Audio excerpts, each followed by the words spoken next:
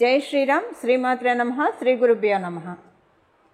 2025 సంవత్సరం జూన్ నెల 7వ తారీఖు నుంచి 2025 సంవత్సరం జూలై 28వ తారీఖు వరకు కూడా గోచారంలో సింహరాశిలో ఒక ప్రత్యేకాంశం చోటు చేసుకుంటుంది. ఈ ప్రత్యేకాంశం ఏంటంటే, సింహరాశిలో ఇప్పుడు నేను చెప్పిన ఈ సమయం మొత్తం కూడా మంగళ్ మరియు కేతువు వీళ్ళిద్దరూ కలిసి వాళ్ళ సంచారాన్ని సాగిస్తూ ఉన్నారు. మంగళ్ కేతు సంచారము ద్వాదశ రాశుల వాళ్ళకి ఎలాంటి ఎఫెక్ట్ ఉంటుందో మనం చూద్దాము. అయితే అసలు ఏంటి స్పెషల్ సిగ్నిఫికెన్స్ ఏంటి, మంగళ్ మరియు కేతువుకి స్పెషల్ సిగ్నిఫికెన్స్ ఏంటి, అది కూడా సింహరాశిలో ఉన్నప్పుడు వాళ్ళ సిగ్నిఫికెన్స్ ఏంటో మనం చూద్దాం. మనకి పరాశర సంహిత చెప్పేది ఏంటంటే, కుజవత్ కేతు శనివత్ రాహు అని చెప్తుంది. అంటే మంగళ్ మరియు కేతు వీళ్ళిద్దరూ కలిసి బచక్రంలో 8వ స్థానమైన వృశ్చిక రాశిని వీళ్ళిద్దరూ కూడా షేర్ చేసుకుంటారు. అలాగే శని రాహువులు ఇద్దరూ కూడా కుంభరాశిని షేర్ చేసుకుంటారు. వీళ్ళిద్దరూ ఈ రాశిని పంచుకోవడం అంటే, ఒక జలతత్వ రాశిలో ఎప్పుడైనా సరే కేతు భగవానుడు జలతత్వ రాశిలో చాలా హ్యాపీగా ఉంటాడు, హ్యాపీ స్టేట్లో ఉంటాడు. ఎవరికైనా సరే జలతత్వ రాశిలో కేతు భగవానుడు ఉన్నా, అండ్ ఎస్పెషల్లీ లగ్న చక్రంలో జలతత్వ రాశిలో ఉండి, అలాగే అంశ చక్రంలో అంటే నవాంశ చక్రం, ఇంకా రకరకాల దశాంశ, వీటిల్లో అన్ని చక్రాల్లో డివిజనల్ చార్ట్స్లో కనుక ఆయన జలతత్వ రాశిలో ఉంటే అసలు వాళ్ళకి చాలా బాగా ఉంటుంది. అంటే ప్రత్యేకించి ఉత్తర నవాంశలో ఉన్న చాలు, ఎందుకంటే నవాంశ D1 చార్ట్కి ఫిల్టర్ కాబట్టి ఒక్క నవాంశ చార్ట్లో కూడా ఆయన జలతత్వ రాశిలో ఉండి చాలా బాగా ఉంటుంది. అలా జలతత్వ రాశిలో ఉండడానికి ఇష్టపడే కేతు భగవానుడు అగ్నితత్వ రాశి అయిన సింహరాశిలో ఆయన ఉన్నాడు. ఇప్పుడు మంగళకైతే అగ్నితత్వము ఓకే, జలతత్వము కూడా ఓకే, బట్ ఆయన అగ్నితత్వంలో ఇంకా బాగా ఉంటాడు జలతత్వం కంటే కూడా. బట్ వృశ్చిక రాశి ఆయన రాశే కాబట్టి అగ్నితత్వానికి కారణం ఏంటంటే, ఆయన మేషరాశి మరియు వృశ్చిక రాశి అధిపతి అవ్వడం వల్ల అగ్నితత్వ రాశి ఆయన మేషరాశిలో ఆయన ఇంకా బాగా ఉంటాడు. అంటే మనకి ఎవరికైనా జన్మకుండలిలో మంగళు వృశ్చిక రాశి కంటే ఎప్పుడైనా మేషరాశిలో ఉంటేనే ఎక్కువ యోగిస్తాడు. అంటే వృశ్చిక రాశిలో ఉన్న ఆయన ఇచ్చే రిజల్ట్స్ ఇస్తాడు, బట్ ఎక్కువగా మేషరాశిలో ఉంటే యోగిస్తాడు. సో ఇప్పుడు ఆయన అయితే కంఫర్టబుల్గానే ఉన్నాడు మంగళ్. మరి వీళ్ళిద్దరూ కూడా ఒకటే హౌస్ని షేర్ చేసుకుంటారు. వృశ్చిక రాశి వీళ్ళిద్దరూ వృశ్చిక రాశి అధిపతులు అవుతూ వృశ్చిక రాశి నుంచి దశమ స్థానంలో సంచారం చేస్తూ ఉన్నారు మంగళ్ మరియు కేతు. వృశ్చిక రాశి నుంచి దశమ స్థానంలో కాలపురుషుడి కుండలిలోంచి పంచమ స్థానంలో, అంటే ఇక్కడ కేంద్ర కోణాలు అవుతున్నాయి. కాలపురుషుడు కుండలిలో నుంచి కోణస్థానం అవుతుంది. వృశ్చిక రాశి నుంచి అంటే న్యాచురల్ లాని మనం చూసుకుంటే కనుక వృశ్చిక రాశి నుంచి కేంద్ర స్థానం అవుతుంది, దశమ స్థానం. ఇక్కడ ఇంకొక విషయం ఏంటంటే, కాలపురుషుడు కుండలిలో మేషరాశి ఈయన రాశి, అలాగే వృశ్చిక రాశి ఈయన రాశి. సో అంటే ఇక్కడ 10 and 5 యాక్సెస్ పడింది వీళ్ళిద్దరికి. ఈ 10 and 5 అంటే దశమ స్థానము మరియు పంచమ స్థానము, ఈ రెండు యాక్సెస్లో పడడం వల్ల ద్వాదశ రాశుల వాళ్ళకి, ద్వాదశ లగ్నాల వాళ్ళకి కొంచెం ప్రత్యేకమైన ఇంపాక్ట్లు ఉంటాయి. అవేంటో మనం చూద్దాం ఇప్పుడు. ఇవన్నీ చూడటానికి ముందుగా అసలు ఇన్నాళ్ళు కూడా మంగళు ఆయనకంటే నీచ స్థానంలో ఉన్నాడు, కర్కాటక రాశిలో ఉన్నాడు, నీచ స్థానంలో ఉన్నాడు. నీచ స్థానంలో ఉన్న కుజుడు కర్కాటక రాశిలో కొంతమందికి కొన్ని అనుకూలతలను ఇచ్చాడు, కొంతమందికి కొన్ని ప్రతికూలతలను ఇచ్చాడు. ప్రత్యేకించి అనుకూలతలను ఇచ్చినా కూడా కొంతమందికి బాగా ఉండి ఆ యాక్సెస్ కనుక బాగా ఉంటే, అంటే అక్కడ వాళ్ళకి జన్మజాతకంలో గురు భగవానుడు ఉన్న అంటే కర్కాటక రాశిలో లేదా ఇంకా వేరే కాంబినేషన్లో కొన్ని అనుకూలమైన పరిస్థితులు వాళ్ళకి ఇచ్చినా కూడా కొంతమందికి, బట్ ప్రతికూల పరిస్థితులు అయితే ఖచ్చితంగా ప్రతి ఒక్కళ్ళు చూస్తారు. దీనికి ఎవరు అతీతులు కారు. మంగళ కర్కాటక రాశిలో ఉన్నప్పుడు దానికి అంటే గడిచిన కాలాన్ని చెప్పేది, గడిచిన 2-3 నెలలుగా ఒకటి యాక్సిడెంట్స్ అన్నా ఉండొచ్చు. అందరికీ కలిపి చెప్తున్నాను నేను, ఈ రాశి ఆ రాశి అని కాదు. ఒకటి యాక్సిడెంట్స్ అన్నా అవ్వడానికి ఛాన్స్ ఉంటుంది. మీ అదృష్టం బాగుంటే త్రుటిలో తప్పించుకుంటారు అంతే. బట్ మేజర్ కాదు, కానీ మైనర్ ఇప్పుడు అయిపోయిన దాని గురించి నేను చెప్తున్నాను. అలాగే డిస్ప్యూట్స్ మన చుట్టూ ఉన్న చుట్టుపక్కల వాళ్ళతోటి బాగా గందరగోళం, అసలు జనాలకి దూరంగా వెళ్ళిపోతే ప్రశాంతంగా ఉంటుందేమో, ఒక మునిలాగా ఒక యోగిలాగా అడవులకి వెళ్ళి తపస్సు చేసుకుంటే బాగుంటుందేమో అన్నంత సిచ్యువేషన్స్ చుట్టుపక్కల, అది బంధువులతో కావచ్చు, ఎవరితో అయినా కావచ్చు, ఇదన్నా ఉంటుంది. లేదా ఆరోగ్య సమస్యలు, అంటే ఈ మూడిట్లో ఏదో ఒకటి మంగళ అయితే ప్రతి ఒక్కళ్ళకి ఇచ్చే తీరుతారు. దీనికి ఎవరు అతీతులు కాదు. గడిచిన 3-4 నెలల సంగతి నేను చెప్తున్నాను. అది ఎందుకంటే ఆయన నీచంలో ఉన్నప్పుడు ఎప్పుడైనా సరే మంగళ కొంచెం ఇలాంటి ఇంపాక్ట్స్ ఇస్తూ ఉంటాడు. అందులో అక్కడ మిగతా ప్లానెటరీ కాంబినేషన్స్ కూడా దానికి తోడయ్యాయి. ఇప్పుడు మనకి బచక్రంలో కాలపురుషుడు కుండలిలో సింహరాశిలో ఉన్న మంగళ్ మరియు కేతు ద్వాదశ రాశుల వాళ్ళకి, ద్వాదశ లగ్నాల వాళ్ళకి ఎలాంటి ఫలితాలు ఇస్తారో మనం విడివిడిగా ప్రతి రాశి వాళ్ళకి తెలుసుకుందాము. ఇది ఒక మంచి కాంబినేషన్ అండి. ఈ కాంబినేషన్ని కనుక మనం చక్కగా యూటిలైజ్ చేసుకుంటే చాలా మంచి రిజల్ట్స్ ఉంటాయి. అంటే దీనికి తగ్గ మనం యాక్టివేట్ చేసుకోవడానికి, ఇది మన జన్మ కుండలిలో ఇలాంటి కాంబో ఉన్నా లేకపోయినా మనం దీన్ని యాక్టివేట్ చేసుకోవడానికి ఒక చిన్న పరిహారం తెలుసుకుందాము. అలాగే అసలు వీళ్ళిద్దరు సింహరాశిలో కలిసి ఉండడం వల్ల ద్వాదశ రాశుల వాళ్ళకి, అలాగే ద్వాదశ లగ్నాల వాళ్ళకి ఎలాంటి అనుకూలతలు ఉన్నాయి, అసలు ఎలాంటి ఫలితాలు ఉన్నాయో ఇప్పుడు మనం చూద్దాం.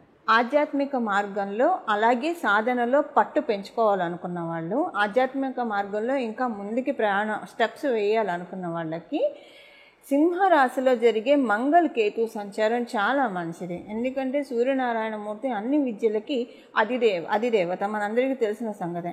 హనుమంతుడు కూడా సూర్యుడి దగ్గర నుంచే విద్యను ఉపాసించాడు. అందుకే మనం హనుమాన్ చాలీసాలో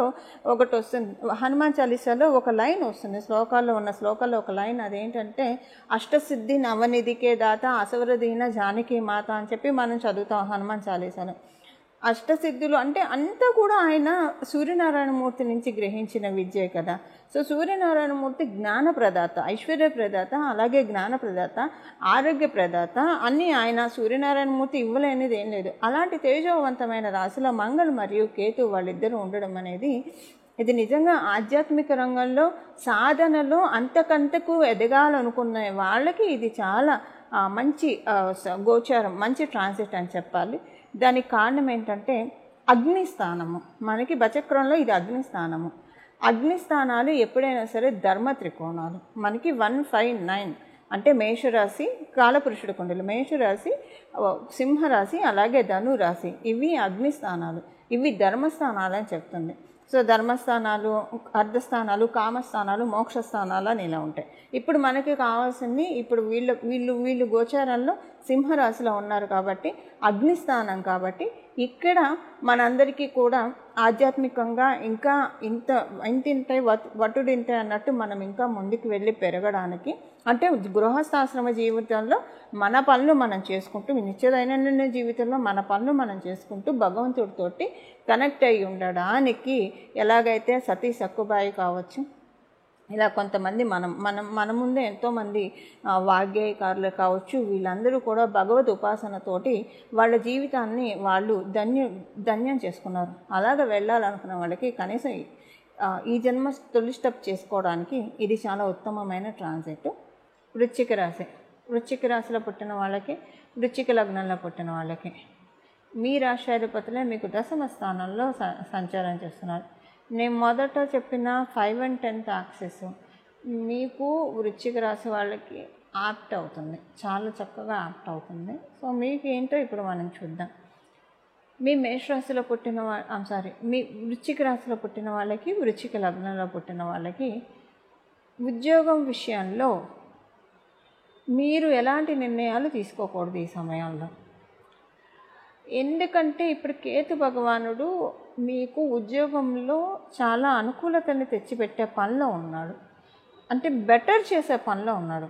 అయితే ఇక్కడ విషయం ఇబ్బంది ఎక్కడ వస్తుందంటే మంగళ అక్కడికి వెళ్ళడం వల్ల కానీ త్వరగా కానీ అని వేగిరి పెట్టేస్తూ ఉంటాడు ఆయన. ఈయనకేమో అంత వేగం నచ్చదు, చేస్తాడు ఆయన అక్కడ, అందులో అగ్నితత్వ రాశిలో ఉన్నాడు కదా, చేస్తాను నేను ఒకసారి ఇచ్చానంటే ఇంక అది చాలా కాలం ఉండిపోతుంది, కొంచెం నాకు టైం ఇవ్వు అంటే. మంగళ అంటే చాలా అగ్రెసివ్ ప్లానెట్ కదా, సో తొందరగా కానియాలి పనులు, పెండింగ్ పెట్టకూడదు. ఈ ఘర్షణలో ఏమవుతుందంటే ఈ సమయంలో మీరు కనుక ఉద్యోగం గురించి ఎలాంటి డెసిషన్స్ తీసుకున్నారు అంటే మారాలను, లేదా ట్రాన్స్ఫర్ కోసము ఏదైనా ఒకటి హైక్ గురించి మీ అంతటా మీరు అడగాలని అనుకుంటే అవుతుంది, కానీ మీరు అడగకపోతే అయ్యే దాని మీద ఇది చాలా తక్కువ ఉంటుంది అన్నమాట. సో మీరు ఉద్యోగ మార్పు కోసం ప్రయత్నిస్తే, ఇప్పుడు కేతు భగవానుడు కదా, అంటే ఆయన ఏదైనా చేయొచ్చు. మీరెంతో వస్తుంది అని అనుకున్న ఉద్యోగం రాకుండా చేసి పడేస్తారు, లేదా అసలు మీకు హోపే లేనిది అసలు ఉద్యోగం వస్తుందా రాదా, ఈ ఉద్యోగం దీనికి నేను డిజర్వ్ అనుకున్నది ఇచ్చే తీరుతాడు. ఇలాగంటే ఇక్కడ ఏంటంటే మీరు ప్రస్తుతం చేస్తున్న ఉద్యోగంలో మీ పని మీరు కొనసాగిస్తూ వెళ్తే కనుక డెఫినెట్గా కేతు భగవానుడు మీకు అదృష్టాన్ని కలిగిస్తూ ఉన్నాడు. అంటే మీకు మంచి ఫలితాలను ఆయన ఇస్తున్నాడు. ఇదే వ్యాపారస్తులు అంటే డెఫినెట్గా మీకు ఒక మంచి ఉద్యోగాన్ని ఇస్తున్నాడు. ఇదే మీరు వ్యాపారస్తులు అనుకోండి, మీకు వ్యాపారంలోనే తెలియకుండా మీరు రొటీన్ వ్యాపారం మీరు చేసుకుంటూ వెళ్తూ ఉన్నా మీకు వ్యాపారంలో మీకు తెలియకుండా మీకు పరపతి పెరుగుతుంది. ఇది అంతా కూడా పెరుగుతుంది, అంటే వ్యాపారం బాగా విస్తరిస్తుందని చెప్పాలి. ఇలాగ అంటే ఏదైనా ధన సంపాదన నిమిత్తం మీరు ఉద్యోగం చేస్తున్నా, వ్యాపారం చేస్తున్నా, లేదా కమిషన్ బేస్డ్ చేస్తున్నా, లేదా ఫ్రీలాన్స్ వర్క్స్ ఏం చేస్తున్నా సరే కేతు భగవానుడు ఇప్పుడు రిజల్ట్స్ ఇవ్వడానికి రెడీగా ఉన్నాడు. ఆయన ఇచ్చే ఐశ్వర్యం అంటే వృత్తిపరంగా కావచ్చు, దేని పరంగా అయినా సరే ఒక్కోసారి వెలకట్టలేనిదనే చెప్పచ్చు. ఆయనకు కొంచెం టైం ఇవ్వాలి, మీ ప్రయత్నం మీరు చేసుకుంటూ ఓపిక పడితే కనుక డెఫినెట్గా ఆయన మీకు ఇవ్వాల్సిన రిజల్ట్స్ ఇస్తాడు. అది ఇప్పటి నుంచి స్టార్ట్ అవుతుంది. ఇప్పుడు నేను చెప్పిన టైం పీరియడ్ నుంచి ఇవన్నీ స్టార్ట్ అవ్వడానికి చక్కటి అవకాశం ఉంది. మీరు కుటుంబ విషయాల్లో కొంత అంటే కుటుంబపరమైన విషయాల్లో కొంత అటెన్షన్ పే చేయాలి. మీరు అటెన్షన్ పే చేయాలంటే ఒకటి మీ మదర్ కావచ్చు, మీ అత్తగారు కావచ్చు హెల్త్ ఇష్యూస్ రావడానికి ఛాన్సెస్ ఉన్నాయి. లేదా హెల్త్ ఇష్యూస్ కాకపోతే ఒక ప్రాపర్టీస్కి సంబంధించిన ఏవైనా ఇష్యూస్ రావచ్చు. అయితే ఇక్కడ కేతు భగవానుడు రివర్స్ కూడా చేయగలుగుతాడు. ఒకవేళ ప్రాపర్టీకి సంబంధించిన ఇష్యూస్ మీకు ఏవైనా ఎవరితోటైనా ఉంటే అవన్నీ కూడా పర్మనెంట్గా సమస్య పోతాయి. ఇంకా మీరు ఆ ప్రాబ్లం చూడకుండా కూడా చేసేస్తారు. అంటే ఆయన ఏదైనా చేయగలుగుతాడు కేతు భగవానుడు. ఈ టైం అయితే అలా ఉంది. అది మీ జన్మజాతకంలో కేతు బలాన్ని అనుసరించి ఆధారపడి ఉంటుంది మీకు ఎలాంటి రిజల్ట్స్ ఉంటాయి అన్న విషయం. అలాగే సంతానానికి సంబంధించి చాలా మంచి శుభ సమయము. సంతానం యొక్క గ్రోత్ చాలా బాగా ఉంటుంది. సంతానం యొక్క అభివృద్ధి చాలా బాగా ఉంటుంది. ఇది వృశ్చిక రాశి, వృశ్చిక లగ్నంలో పుట్టిన వాళ్ళకి మంగళ మరియు కేతు సంచార ఫలితాలు. ఇప్పుడు పరిహారం మనం చూద్దాము. సింహరాశిలో ఉన్న మంగళ మరియు కేతు అందరికీ అనుకూలమైన పరిస్థితులను ఇవ్వడానికి, అంటే అనుకూలమైన అంటే మన జన్మజాతకంలో ఈ యోగం ఉన్నా లేకపోయినా ఉన్న వాళ్ళకైతే ఇంకా బాగా ఉంటుంది. ఎస్పెషల్లీ సింహరాశిలోనే ఉంటే ఇంకా బాగా ఉంటుంది. లేదా ఏ రాశుల్లో అయినా సరే మంగళ కేతు కంజంక్షన్ ఉంటే కనుక మీ జన్మజాతకంలో అది అంటే అన్ని రాశుల్లో ఇది పూర్తిగా యోగదాయకం అని కూడా చెప్పలేము. అన్ని రాశుల వాళ్ళకి ఇది యోగదాయకం కాదు. ఇప్పుడు మకర కుంభ రాశుల వాళ్ళకి ఇలా మంగళకేతు కంజంక్షన్ అసలు యోగదాయకం కాదు. కొన్ని రాశుల వాళ్ళకి ఇది చాలా యోగదాయకాన్ని ఫలితాలను కూడా ఇస్తుంది. బట్ ఇప్పుడు మనకి అందరికీ కూడా ఇది యోగవంతమైన ఫలితాన్ని మనందరికీ ప్రసాదిస్తుంది. ఇది యోగవంతమైన ఫలితాన్ని ప్రసాదించడానికి ఏం పరిహారం చేసుకోవాలో ఇప్పుడు మనం చూద్దాం.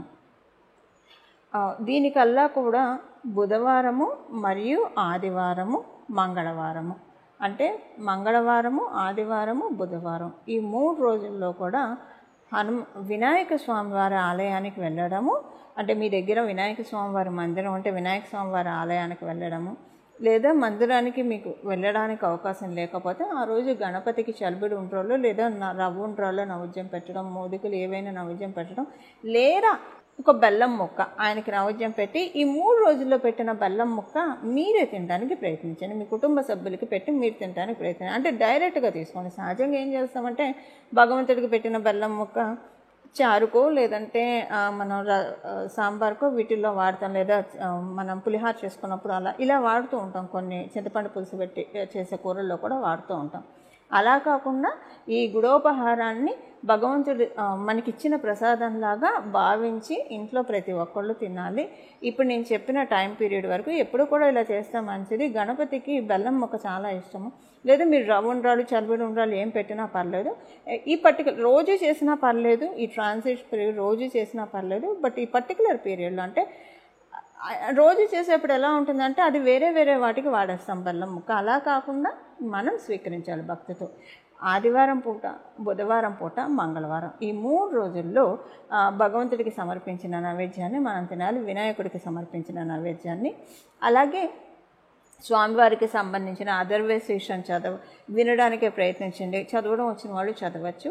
దాంతోపాటు స్వామివారికి సంబంధించిన స్తోత్రాలు, సహస్రనామ స్తోత్రం కావచ్చు, సంకటనాశ గణేశ స్తోత్రం కావచ్చు, ఏదైనా సరే మీకు వీలు ఏదైతే కుదిరిందో అది చేయండి. లేదు ఇవన్నీ మీకు కుదరకపోతే గజాననాయ నమః, గజాననాయ నమః, గజాననాయ నమః ఈ నామాన్ని జపించడానికి ప్రయత్నించండి. ఈ నామ జపం కాబట్టి మీరు ఎప్పుడైనా చేసుకోవచ్చు. అంటే ముందు బీజాక్షరాలు చేరిస్తే అది మంత్రం అవుతుంది, బీజాక్షరాలు లేకపోతే నామం అవుతుంది. నామ జపానికి ఎప్పుడు తప్పు ఉండదు. మీరు ఫుల్ ట్రాన్సిట్ మీరు అంటే ఏదైనా పని చేస్తున్నప్పుడు చక్కగా మైండ్ ఖాళీగా ఉంటుంది కాబట్టి మీ పని మీరు చేస్తూ మైండ్ని గజాననాయ నమః, గజాననాయ నమః, గజాననాయ నమః అనుకుంటూ మీ పని మీరు చేసుకుంటూ ఉంటే కనుక చాలా చక్కటి సత్ఫలితాన్ని మంగళ మరియు కేతు సూర్యస్థానమైన సింహరాశిలో వాళ్ళిద్దరూ కలిసి ప్రసాదిస్తారు. ఇవి అందులో సూర్యస్థానం అంటేనే మనకు తెలుసు, సూర్యుడు అంటేనే వెలుగు. మనకి నవగ్రహ దేవతల్లో కింగ్ అంటే సూర్యుడు అనే మనం చెప్తాం, క్వీన్ అంటే మూన్ అని చెప్తాం. సో ఇలాంటి సూర్యరాశిలో ఉన్న మంగళ మరియు కేతు మనందరి జీవితంలో కూడా చక్కటి బ్లెస్సింగ్స్ ఇవ్వాలని చెప్పి స్పిరిచువల్గా ఎదగాలనుకున్న వాళ్ళు, ఆధ్యాత్మిక మార్గంలో బాగా ఇంకా ఇంక్లైన్ అవ్వాలనుకున్న వాళ్ళు, సాధనలో పట్టు ఇంకా సాధించుకోవాలనుకున్న వాళ్ళకి ప్రత్యేకించి ఈ ట్రాన్సిట్ అతి ఉత్తమమైన ట్రాన్సిట్. మంగళం. నమో భగవతే వాసుదేవాయ.